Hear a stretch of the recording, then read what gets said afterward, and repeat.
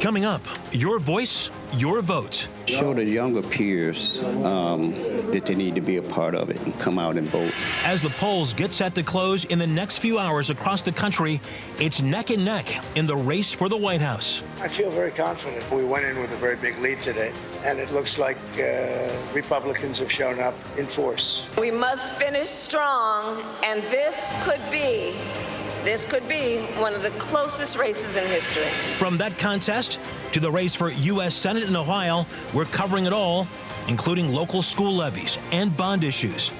Our team of experts is analyzing how your vote will impact the state and the balance of power in Washington. Live from WKYC Studios, this is 3 News at 6. Hey, good evening. Thanks for joining us on this historic election night. Looking at a live look at Firestone Park, the community center in Akron. Polls are set to close in just about 90 minutes. Yeah, we are watching what's a busy night from local and national politics to those school levy and bond issues. Ohioans have turned out today. Our team is in the field this evening covering all angles from voter turnout to issues at the polls to watch parties and that heated U.S. Senate race here in Ohio. We kick things off in Cleveland with the issues that matter most to you. Lindsey Buckingham spoke with voters today about why they hit the polls. Lindsey, good evening to you.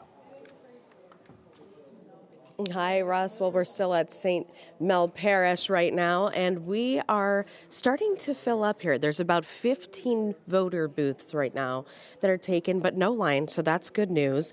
But every person we spoke to had an important reason for showing up, especially a man who's voted for nearly 50 years.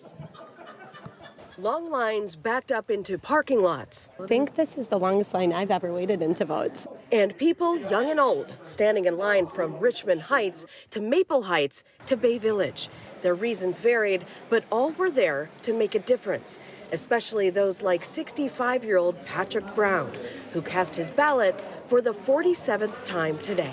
Since I was 18, when I read about it and saw what our people came through to get to earn the right to vote, it was very important to get in and voice your opinion, to be a part of voting. Ever since I was 18, I was taught to go ahead and vote, be a part of it.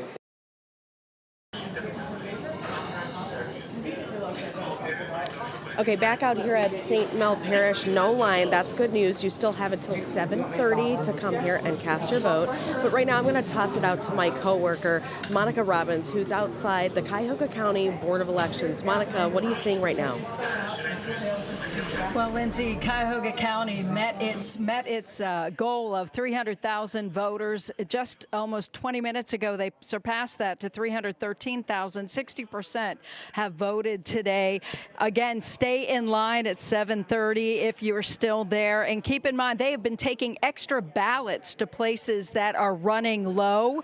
The provisional ballots here at the BOE, if you need it, if your driver's license doesn't match your residence, you can come here to file a provisional ballot, and this is the only place you can come and drop off your mail-in ballot that you probably forgot to mail. All right, let's go check in Akron with Mitty Hicks.